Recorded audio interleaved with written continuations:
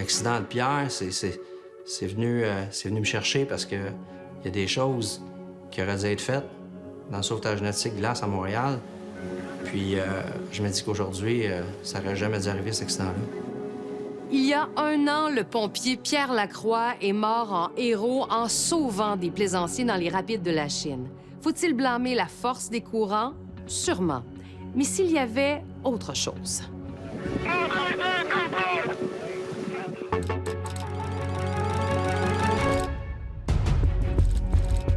On est poigné avec les Hammerhead, on s'entend, là.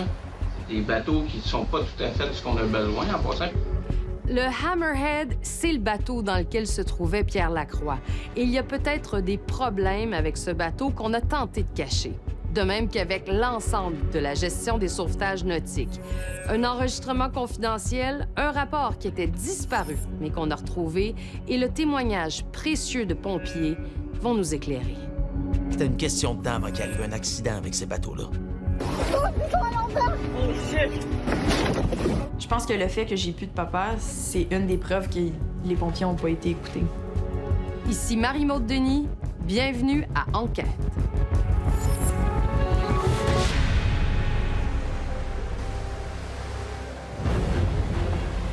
Centrale 265, on va les 10-07 pour sauvetage nautique. Pour 250, et qu'on a mené en cours.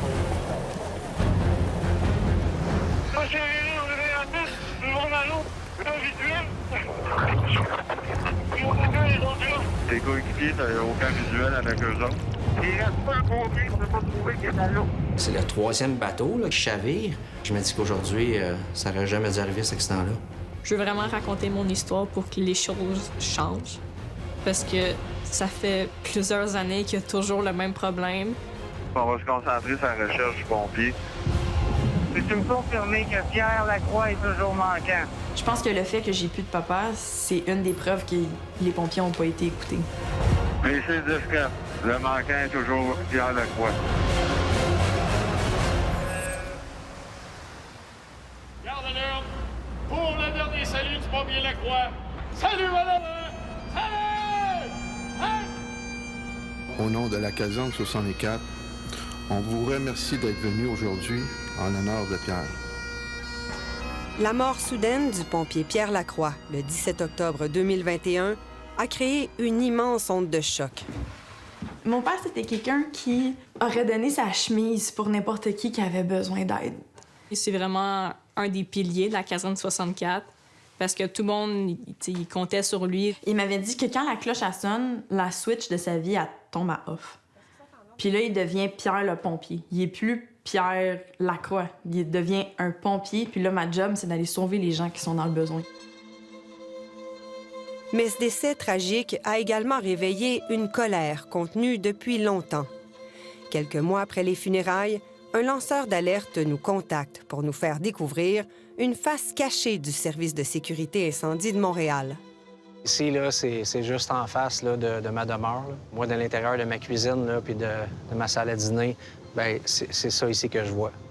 Ce que je vois ici, là, c'est l'endroit où est-ce que l'intervention s'est déroulée. C'est la première fois que je reviens depuis le 17 octobre. Benoît Martel a été pompier pratiquement toute sa vie. Il a commencé à Lachine en 1989 et a exercé ce métier pendant plus de 30 ans, dont 8 en tant qu'instructeur. Puis, de 2011 à 2015, il a été responsable du sauvetage nautique et sur glace au service d'incendie de la Ville de Montréal. Il y a la formation, l'entraînement, les bateaux, mais de la façon de travailler avec, les embarcations, l'équipement, et de s'occuper aussi d'un groupe d'instructeurs qui forment les gens là, à l'interne. Quand j'ai appris que Pierre était décédé, c'est sûr que ça m'a fait quelque chose, puis ça me fait encore de quoi, parce que c'est quelqu'un de très proche. Mais c'est aussi parce que je me suis occupé du sauvetage nautique. En entrant dans l'univers des pompiers, nous ne nous doutions pas des difficultés que nous allions rencontrer. Les rescapés, au premier chef, ceux qui étaient à bord de l'embarcation avec Pierre Lacroix, ont tous refusé de nous accorder une entrevue. un bateau qui dériverait vers les rapides.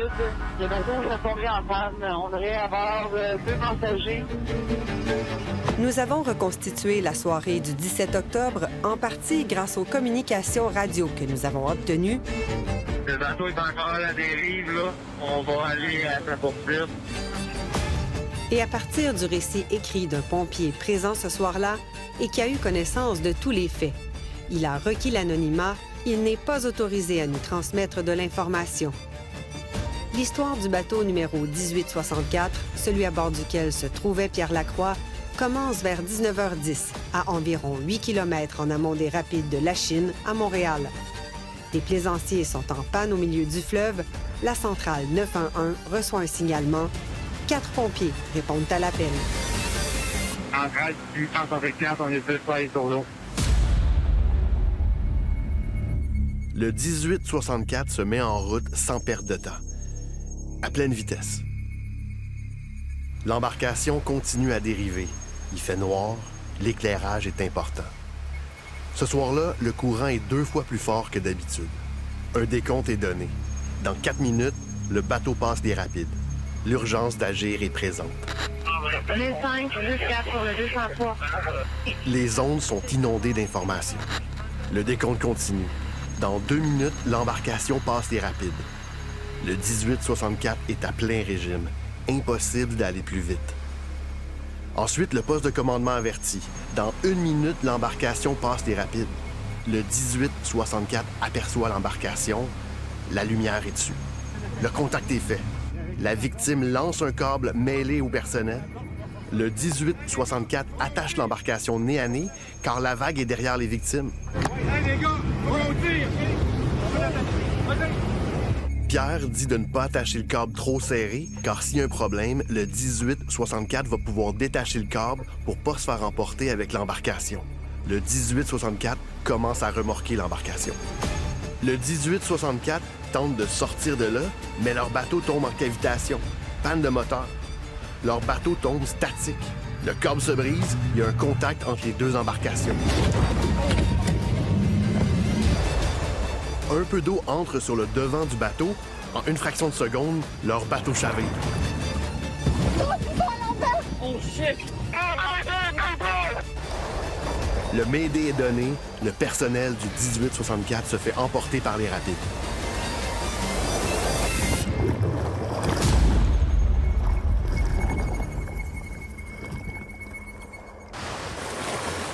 On a pogné le gars à dérive. J'en ai un hypothermie présentement. L'accident de Pierre, c'est venu me chercher parce que il y a des choses qui auraient dû être faites ou qui ont été abandonnées. Il y a des gens qui savaient des choses. Puis je me dis qu'aujourd'hui, ça n'aurait jamais dû arriver, cet accident-là. Le problème, c'est que dénoncer au Service de sécurité incendie de Montréal, le CIM, comporte son lot de risques. C'est difficile de dénoncer un problème au service incendie parce que souvent, on va confondre amélioration versus revendication. C'est encore plus vrai si un pompier parle à des journalistes. Pour ce reportage, une quarantaine de personnes, dont plusieurs pompiers, ont collaboré avec nous. Et ceux qui ont accepté de témoigner nous ont demandé de changer leur apparence, leur voix et leur nom. Vous craignez réellement qu'il y ait des sanctions ou des mesures disciplinaires qui vous soient imposées? C'est clair qu'il y a d'énormes risques pour ma carrière, mon emploi. C'est clair autant du côté de la ville que du côté du syndicat. On ne parle pas aux médias. Avant sa retraite, Benoît Martel a goûté à la médecine du CIM quand il a remis en question des façons de faire à l'interne. Je sais que j'étais dérangeant, mais dérangeant, moi, je voulais que ça fonctionne, puis je voulais surtout que ça soit sécuritaire pour eux autres, qu'il n'y arrive pas d'accident. Et on m'a signifié vers où était la porte du nautique. Si bien qu'un problème bien connu de plusieurs pompiers depuis des années est demeuré irrésolu. Quand la tempête elle a commencé à descendre, là, on a fait, OK, c'est quoi les enjeux? Qu'est-ce qui aurait pu mener à cet événement-là de mon père? Puis là, la question du bateau a tout de suite cliqué. Ces bateaux-là, ça fait des années que mon père il disait « Ah, il est encore brisé. Ah, ça fonctionnait pas. » C'était pas les humains qui étaient sur le bateau, mais c'était l'équipement qui était censé les garder en sécurité. Possiblement le problème. Au retour, est-ce qu'on a ignoré des signaux d'alarme? C'est le 3e bateau là, qui chavire. Je me dis qu'aujourd'hui, ça n'aurait jamais dû arriver, cet accident-là. On peut comprendre qu'un bateau éprouve des difficultés en eau tumultueuse, mais vous allez voir que les mésaventures du Hammerhead ont commencé en eau pas mal plus calme.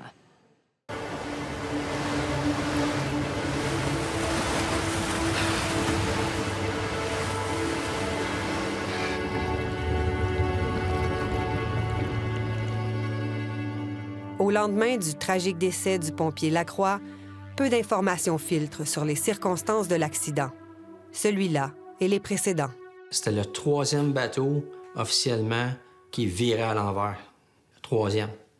Pas le premier. On le savait. Le bateau était dangereux.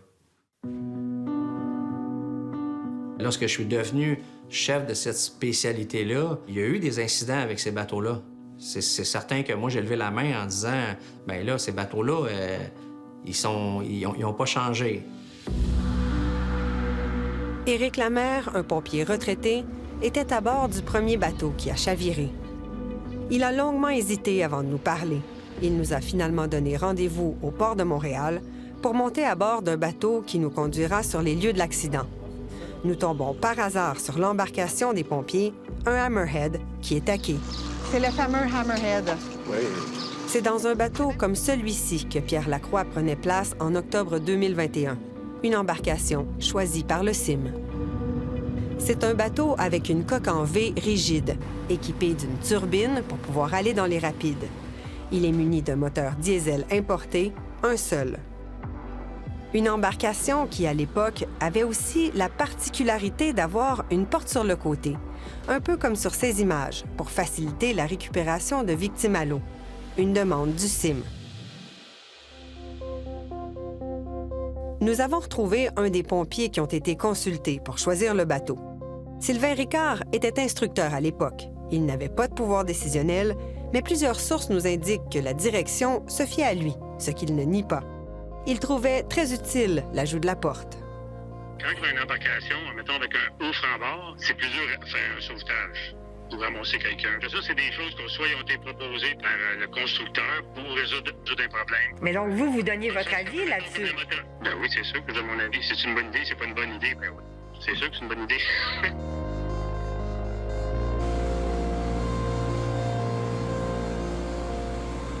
C'est à peu près ici que le chavirement a eu lieu? Oui.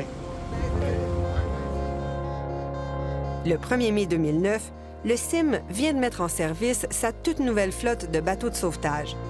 Les pompiers de la caserne 15 se mettent à l'eau à la hauteur de Pointe-aux-Trembles, dans l'est de Montréal, pour suivre leur première formation à bord du Hammerhead. C'est une embarcation neuve qui était à ses premiers instants dans l'eau. Puis ce matin-là, on a eu un premier volet théorique pour après, en début d'après-midi, aller faire un volet pratique. Nous avons obtenu le document original de la formation d'une source confidentielle. On y vantait notamment sa grande stabilité ainsi que les mérites du plancher soi-disant autodrainant. À l'arrière, il y avait des drains spécialement conçus pour ça, qui vidaient l'embarcation à un clin d'œil. On s'est placé pour mettre un peu d'eau à l'intérieur face au vent. Puis on a ouvert la porte, on a fait entrer une portion d'eau. Mais rapidement, l'embarcation s'est mise à être déstabilisée du côté de la porte, avec l'eau qui rentrait de plus en plus. L'embarcation semble vouloir vraiment tanguer, donc on se met le pied sur les bords pour pouvoir sauter à l'eau. Puis dans les secondes suivantes, l'embarcation nous suit et chavire sur la coque. Un de mes partenaires se trouve sous le bateau au moment où il a sauté. La coque a chaviré au-dessus de lui.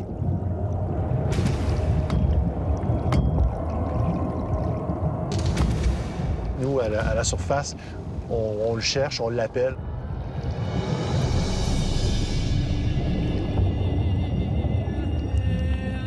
Puis là, finalement, il ressurgit après une vingtaine de secondes à notre grand soulagement. Vous avez même craint de perdre un de vos coéquipiers, en fait. Oh oui. Oh oui. Ce scénario d'horreur où des pompiers restent pris sous l'embarcation est semblable à celui du chavirement de 2021. 2 des 4 membres de l'équipage se sont retrouvés sous le bateau renversé. L'un d'eux a réussi à s'extirper de la coque, mais Pierre Lacroix, lui, est resté coincé. Quand vous avez entendu parler de l'accident de Pierre Lacroix, la mort de Pierre Lacroix, du chavirement du bateau, qu'est-ce que vous vous êtes dit? Oh non, j'ai perdu un de mes frères. C'est sûr que j'ai eu beaucoup de colère, puis de tristesse, puis de désolation. L'embarcation, depuis le début, est toujours la même. L'embarcation avait ses limitations puis ses particularités faiblesses. Le Bureau de la sécurité des transports, le BST, un organisme fédéral indépendant, a mené une enquête après le chavirement de 2009. Et il a relevé des problèmes avec le bateau. Son rapport est très clair, notamment concernant la fameuse porte. Elle ne satisfait pas, et par une marge importante, aux exigences d'étanchéité. Le seuil de la porte devait être au moins 200 mm de la ligne de flottaison de l'eau, alors qu'il était juste 75 mm. Donc, ça a permis plus d'eau que prévu à rentrer. Mais le CIM, lui, voit les choses autrement. Dans un rapport interne sur le chavirement dont nous avons obtenu copie, le CIM conclut: Nous ne pouvons mettre en cause la fiabilité de l'embarcation dans le chavirement de l'embarcation 1815. Pour le CIM, c'est sans équivoque. L'incident est directement lié à une erreur humaine et non au mauvais fonctionnement d'un élément de l'embarcation. Pour en arriver à ces conclusions, le CIM s'appuie sur plusieurs témoignages, dont celui de Sylvain Ricard. Souvenez-vous, c'est lui qui faisait partie du comité qui demandait qu'on ajoute une porte au bateau. Il est monté en grade et est devenu chef aux opérations. Il assure n'avoir jamais enseigné les manœuvres qui ont mené au chavirement. Comment on résout le problème? On met une botte dans la porte. Il n'y en aura plus de problème. Selon ce pompier, voilà un bon exemple de contradiction entre la position et les actions de son employeur. Même si le CIM ne voit aucun problème avec le bateau, il ordonne que toutes les portes soient boulonnées et condamnées. Les Hammerhead retombent à l'eau. Mais là, on a une embarcation de sauvetage qui perd sa raison d'être parce qu'essayer d'hisser une personne par-dessus un franc-bord de 2,5 pieds, c'est pratiquement impossible. Mais le plus étonnant de cette histoire, nous l'apprenons en contactant un technicien en architecture navale embauché par le CIM en 2006 pour évaluer le Hammerhead. Avant même que les bateaux soient livrés, il voyait déjà le défaut qui sera relevé plus tard par le BST. Il l'avait même dénoncé. J'étais certainement pas confortable à ce qu'ils fassent la récupération d'un malaveur. C'est avec cette embarcation-là qui était équipée avec cette porte-là.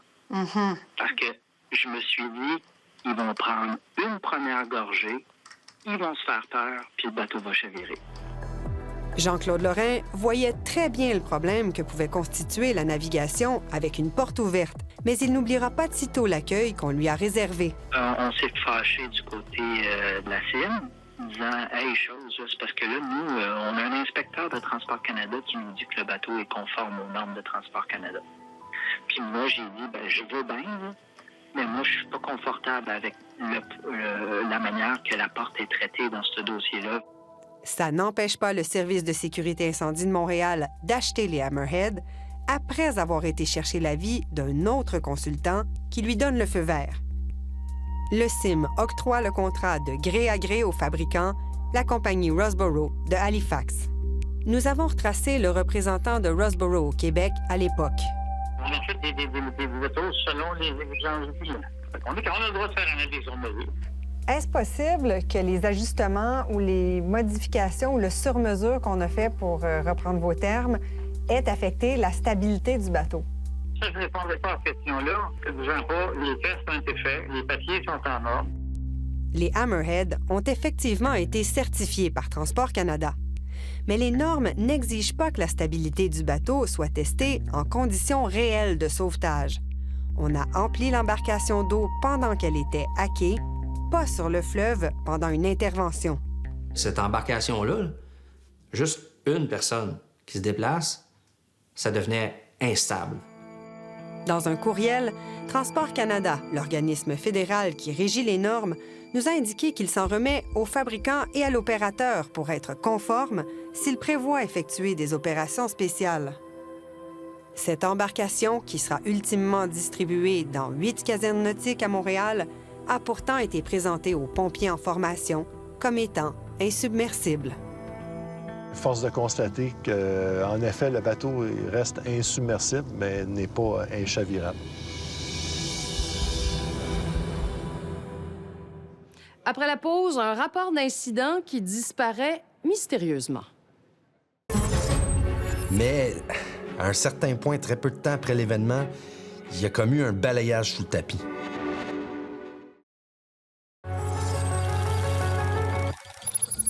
Les pompiers de Montréal, c'est une organisation où la hiérarchie est importante. Disons que les dénonciations publiques sont pas très encouragées.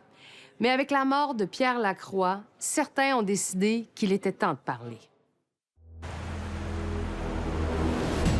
Montréal est entouré d'eau et certains secteurs, comme les rapides de la Chine, sont plus hostiles que d'autres.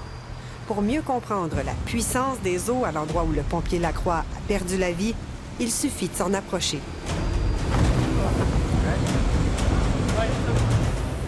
Là, les moteurs tournent à un bon régime là, sur le bateau, puis on a 2 moteurs, puis on est quand même attiré vers cet endroit-là. Si on peut imaginer là, que tu n'as pas de moteur ou tu n'as pas de propulsion, bien là, tu es amené directement à cet endroit-là. Ici aussi, le CIM a continué d'utiliser les Hammerhead, même après le chavirement de Pointe-aux-Trembles. C'est pour cette raison qu'une équipe de 4 pompiers y pratiquait des manœuvres le 25 mars 2010. Ils font leur dernier virage pour revenir à leur point de départ, puis là, il y a une panne de moteur. Ce pompier, bien au fait du dossier et qui ne veut pas être identifié, raconte comment le chavirement s'est produit subitement. Le moteur répond plus. C'est arrivé d'un coup sec. Puis là, il y a une première vague qui est franchie, puis leur embarcation s'emplit d'eau sans pouvoir moteur. Ils peuvent pas accélérer, ils peuvent pas vider leur bateau par les tubulures à l'arrière. Leur embarcation, elle s'est mise à vaciller côté bâbord du côté gauche, puis à faire une belle chandelle, une belle quille. Puis c'est là qu'ils ont tout juste eu le temps de sauter à l'eau sans comprendre ce qui leur arrivait.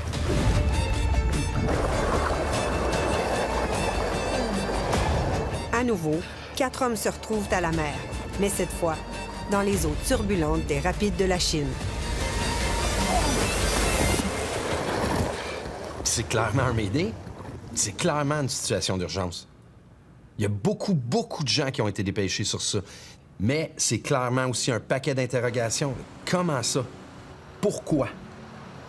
Ça aura pris ce 2e chavirement en moins d'1 an pour que le syndicat des pompiers se dise sérieusement préoccupé par la situation et revendique de nouveaux bateaux. Ce qu'on a toujours beaucoup entendu, c'était la difficulté de manœuvrer l'embarcation sur le plan d'eau dans certaines conditions. À cause de sa stabilité? À cause d'une question de stabilité, oui, exact. Ça nous préoccupait à l'époque, ça nous préoccupe toujours aujourd'hui. Une des choses qui me trouble le plus, c'est tous les bateaux de sauvetage, tous bateaux d'intervention, police, garde-côtière, ils ont tous minimalement 2 moteurs pour justement que s'il y en a un qui saute, t'es à la merci du courant.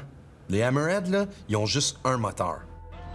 Plusieurs pompiers sont d'autant plus préoccupés que les embarcations ont régulièrement des problèmes en lien avec le moteur. Ça faisait des semaines qu'on les avait, puis déjà, on avait des problématiques. Exemple de ce qu'on appelle sensor. Donc, une pièce là, électronique qui, semble-t-il, faisait défaut, puis le bateau n'avait plus de pouvoir. Mais quand tu as un bateau d'urgence, puis qu'il n'y a seulement qu'un moteur, ben, tu peux pas te permettre qu'il manque. Moi, je me souviens d'un été où est-ce que il y avait 6 des 8 bateaux qui étaient en réparation. À ce moment-là, il y avait clairement un problème. On a mis un seul moteur à l'intérieur de l'embarcation, mais vu le poids important que ça créait, il a fallu aller chercher un moteur en Autriche. Ces moteurs-là, ben, il y avait personne qui était capable de les entretenir mécaniquement parlant. C'était une question de temps avant qu'il arrive un accident avec ces bateaux-là. Est-ce que c'est ce qui s'est produit en 2021? Rappelez-vous, une panne de moteur serait survenue avant le chavirement. Il n'y a pas eu de décès en 2010, mais le chavirement a profondément marqué les rescapés. L'accident il a laissé des séquelles, dont entre autres, il a reçu un diagnostic de choc post-traumatique. Cette personne-là, elle peut pas recevoir des soins ou être pris en charge si l'accident n'existe pas. Qu'est-ce que vous voulez dire si l'accident n'existe pas? Mais à un certain point, très peu de temps après l'événement, il y a comme eu un balayage sous le tapis. En effet, au début de nos recherches, nous ne trouvons aucune trace de cet événement, malgré nos demandes d'accès à l'information, comme si le chavirement n'avait jamais eu lieu. Le service d'incendie a produit son rapport d'enquête interne. Mais rapidement, ce rapport-là, il disparaît. Il était quand même disponible, puis, à un moment donné, plus sur les tablettes. Autrement dit, un pompier qui veut s'informer pour savoir qu'est-ce qui s'est passé puis éviter que ça se reproduise peut pas consulter le rapport. Non, un rapport retiré de la circulation. Nous découvrons que de leur côté, le BST et la Commission des normes de l'équité, de la santé et de la sécurité du travail se sont intéressés à l'affaire. La CNESST a notamment demandé au CIM de lui communiquer son évaluation de la formation et de la nécessité d'intervenir dans les rapides de la Chine. Étonnamment, le BST, lui, décide de ne pas faire d'enquête approfondie. Il a été déterminé qu'il est peu probable de tirer de nouvelles leçons de sécurité suite à cet événement. Est-ce que le fait qu'il y ait 2 embarcations du même type, de la même organisation, qui chavirent, ne devrait pas tirer une sonnette d'alarme pour le BST? C'est un choix qu'on doit faire, compte tenu les ressources qu'on a, compte tenu les conditions de chaque événement.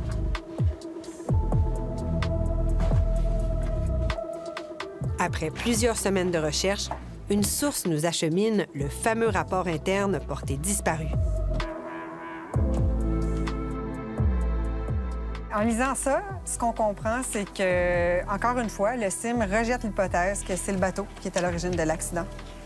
Ils font porter la responsabilité au personnel. En fait, ils en viennent presque mot pour mot à la même conclusion qu'en 2009, c'est-à-dire que c'est une erreur humaine. L'incident est directement lié à une erreur humaine et non au mauvais fonctionnement d'un élément de l'embarcation. Plus étonnant encore, à travers des dizaines de courriels entre chefs pompiers qui échangent sur les suites à donner à cet accident, on apprend que sans tambour ni trompette, le Service de sécurité incendie de Montréal décide de créer une zone d'exclusion, c'est-à-dire une zone où les pompiers n'interviendront carrément plus. Le bémol, c'est que 80 des gens qui font du nautique, qui font des sports nautiques, que ce soit du surf, du kayak, du kite, nommez-le, ils se retrouvent dans cette zone-là. Puis nous, comme pompiers, comme service d'urgence, on n'y met plus les pieds.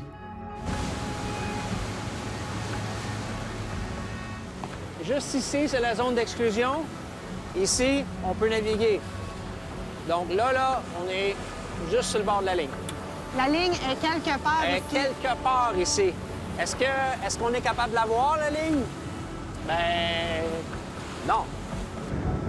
Pour le plaisancier qui s'aventure sur le fleuve sans savoir, il n'y a aucun indice de ce que le CIM appelle la zone d'exclusion. À 8 km en amont, en plein milieu du fleuve, seule cette affiche avertit du danger. Mais rien pour indiquer que les pompiers n'iront pas vous sauver dans les rapides. En théorie, on ne pourrait pas aller secourir quelqu'un qui est juste ici, l'autre côté, à quelques mètres. Ils sont pourtant de plus en plus nombreux à pratiquer des sports nautiques en amont, malgré la force du courant qui pourrait les entraîner dans les rapides. Et l'administration Plante encourage les citoyens à profiter du fleuve. J'espère que les Montréalais savent à quel point l'eau est importante pour nous. C'est soit, je pense, qu'on redéfinit ou on améliore le service à la population de ce côté-là, ou bien il y a des gens qui doivent être avisés de dire « n'allez pas là », parce qu'il n'y a pas personne qui va aller vous chercher.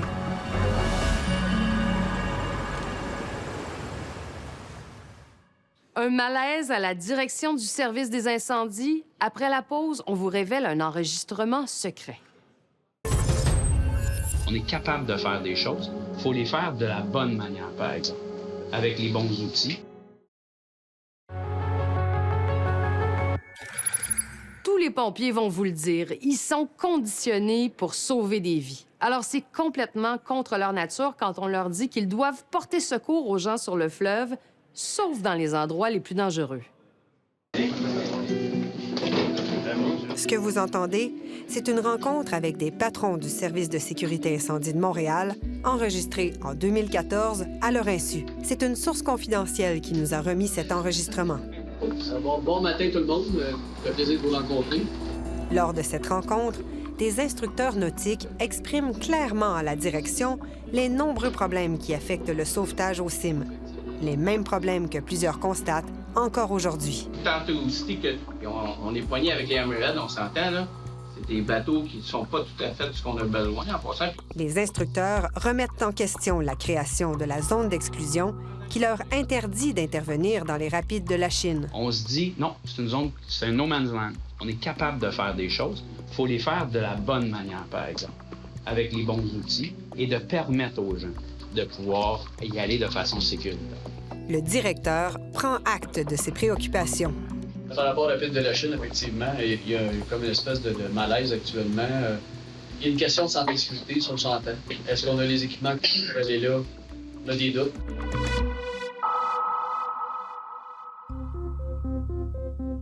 Vous avez bien compris. Des doutes sur les Hammerhead et un malaise avec la zone d'exclusion.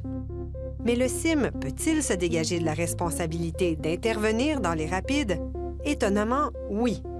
Parce que la première responsable des sauvetages nautiques autour de Montréal, c'est la garde côtière. Les bateaux de la garde côtière, ils sont où? Aucune idée. On ne sait pas. Dans la réalité, selon Benoît Martel, ce n'est pas la garde côtière, mais bien plus souvent les pompiers du CIM qui interviennent sur le fleuve, alors qu'officiellement, ils ne devraient être qu'en soutien. Est-ce qu'on peut prendre pour acquis que parfois ils sont là, des fois ils sont pas? Ben non. Quand on a l'appel à Montréal, les pompiers, ils se questionnent pas. C'est un ordre de mission, donc on y va. Mais au CIM, cette mission ne semble claire pour personne, y compris le directeur en 2014. Premièrement, quel service qu'on veut offrir? Est-ce que celui qu'on offre actuellement, c'est ça qu'il faut offrir? Puis deuxièmement, quel équipement ça prend pour offrir ce service-là? Les instructeurs espéraient beaucoup de cette rencontre. Ils souhaitaient, par exemple, de la formation spécialisée en eau vive. On a signifié à maintes reprises que les eaux ceinturant l'île de Montréal, c'est de l'eau vive. On en a parlé en 2013, on en a parlé avec Sylvain Losti aux alentours des années 2015. Il nous a dit de juste pas parler, de pas intégrer aucune notion écrite d'eau vive dans nos manuels, puisque pour lui, ça n'existait pas, l'eau vive à Montréal.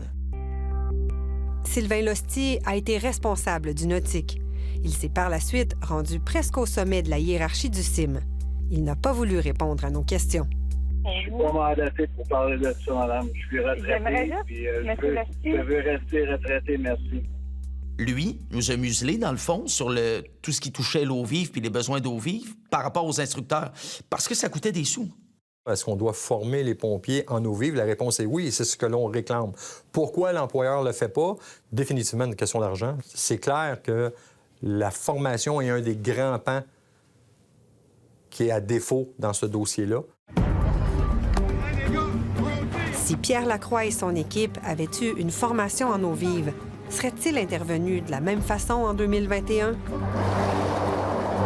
Est-ce qu'ils se seraient comportés de la même façon après avoir chaviré? Ils se sont retrouvés de longues minutes dans les rapides de la Chine.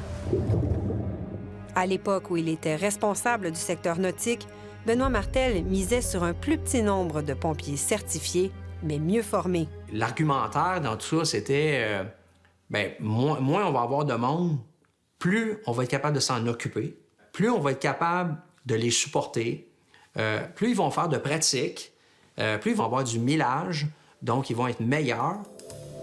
Mais le nombre de jours de formation n'a cessé de diminuer. Et depuis la pandémie, le CIM mise même sur l'auto-formation en ligne. En 2009, la formation était d'environ 8 jours. Aujourd'hui, avec l'avènement de l'auto-formation, le pompier se prépare en caserne. Le nombre de jours que ça prendra pour se sentir à l'aise pour aller passer les épreuves. Donc, s'il dit c'est une journée, c'est une journée. Exact. C'est sûr que c'est sûrement plus qu'une journée, mais 3 journées d'auto-formation, pour moi, ne valent rien. C'est de l'auto-formation. On est bien loin de la formation pour le sauvetage donnée par la garde côtière. Une formation de 16 jours. De faire ça tout seul, non. Ça prenait un formateur. Hubert Desgagnés est un ancien officier de la garde côtière spécialisé en sauvetage nautique. Lorsqu'on est dans une opération de recherche-sauvetage, ben moi, je dis au bateau, regarde, il fait pas très beau, dis-moi ce que tu vois. Il faut qu'il soit capable de me l'expliquer. S'il n'est pas capable de me l'expliquer, bon, reviens.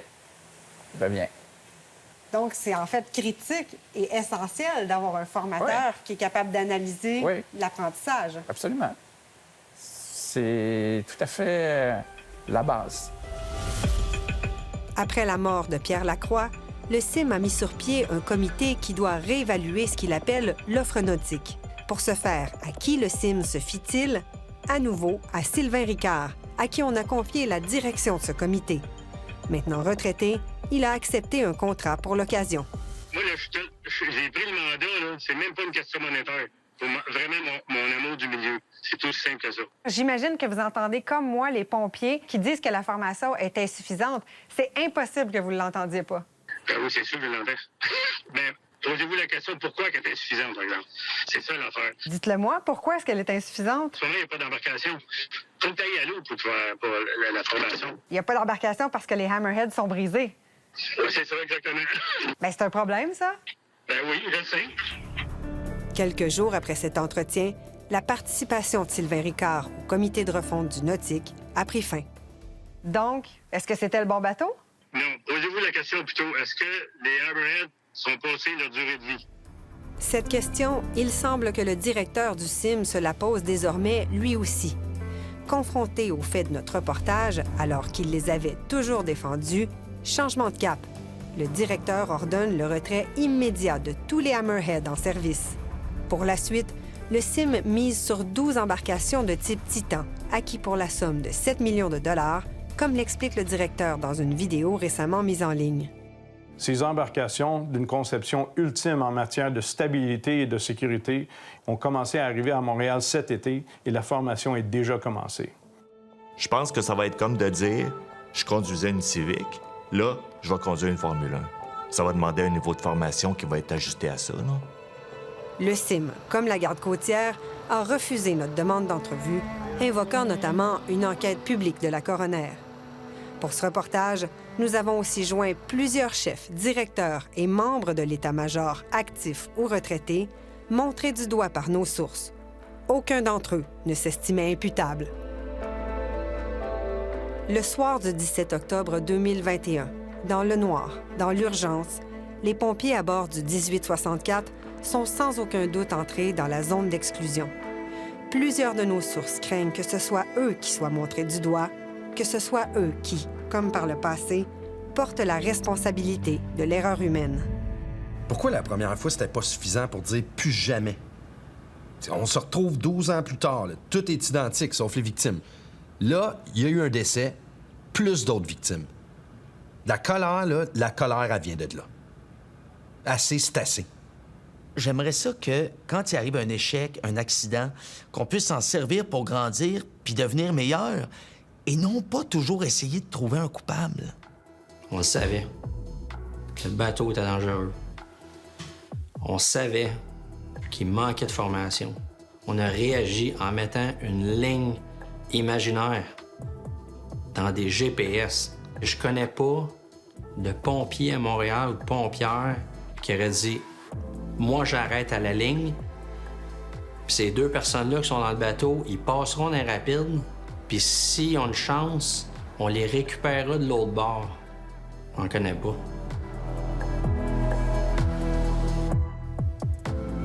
Le jour des funérailles, le directeur du CIM, Richard Lemine, vient me serrer la main. Puis je l'ai regardé dans les yeux, puis je lui ai dit, en lui tenant sa main, tout ça en ce moment, ça devrait pas arriver. Parce que il y a des choses qui doivent changer pour qu'il y ait d'autres enfants comme moi qui perdent pas leur papa.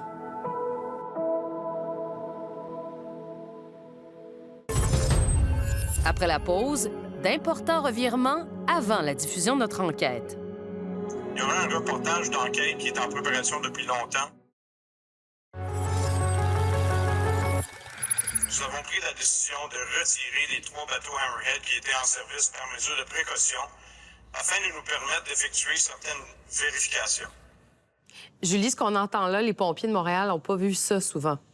Oui, c'est une situation vraiment exceptionnelle, Marie-Maude. Le grand patron du CIM, le directeur Richard Liebman, qui prend le micro et qui s'adresse aux pompiers dans toutes les casernes de la ville pour leur parler et leur annoncer, en fait, le retrait des fameux Hammerhead, les bateaux, donc, qui sont au cœur de la controverse. Ça se passait la semaine dernière, à quelques jours, en fait, de la diffusion de notre reportage. Et il leur a d'ailleurs expliqué que c'était dans le contexte de la préparation de notre reportage que cette décision-là était prise par mesure de précaution.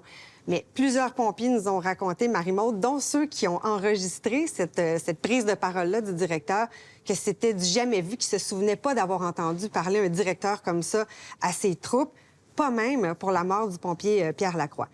Et par la suite, la Ville de Montréal, qui a pris connaissance du retrait de ces bateaux-là, a annoncé à son tour qu'elle ouvrait une enquête interne, donc pour faire la lumière sur cette situation-là dont elle venait de prendre connaissance. Et parlant de la Ville, il y a de nouveaux développements encore ce matin à quelques heures de la diffusion du reportage. Oui, parce que la Commission des normes de sécurité du travail, la CNESST, a annoncé ce matin les conclusions de son enquête qu'elle menait depuis presque un an maintenant. Plusieurs des conclusions se retrouvent dans notre reportage. En fait, elle voit des problèmes avec les embarcations, elle voit des problèmes avec la formation, entre autres choses. Et surtout, Marie-Maude, elle met la Ville de Montréal à l'amende. Il y aura une contravention d'une somme de 10 000 ou 17 000, en fait, à 70 000 parce que la Ville, dit-elle, a sérieusement compromis la sécurité et l'intégrité de ses travailleurs. Maintenant, il est trop tôt pour porter des conclusions, mais nous irons au fond de cette affaire. Alors, la Ville a une trentaine de jours pour contester, décider et annoncer si elle plaidera coupable ou non à cette contravention-là. Pour la suite des choses, on ne sait pas ce qu'il va devenir des embarcations. Est-ce qu'elles vont être gardées? Est-ce qu'on va les retirer pour de bon? Qu'est-ce qu'on va faire avec la formation? Pour ça, la Ville de Montréal a décidé qu'elle attendait l'enquête publique qui sera menée par la coroner Jeanne Kamel, qui va commencer, elle, au mois de novembre prochain. En tout cas, l'objectif de vos lanceurs d'alerte, des pompiers qui vous ont transmis de l'information est atteint. Ils ont été entendus. Je le pense. Merci beaucoup, Julie. Je vous en prie. C'est comme ça que se termine notre émission de ce soir. Au nom de toute l'équipe, merci beaucoup d'avoir été là. Je vous donne rendez-vous la semaine prochaine pour une autre enquête.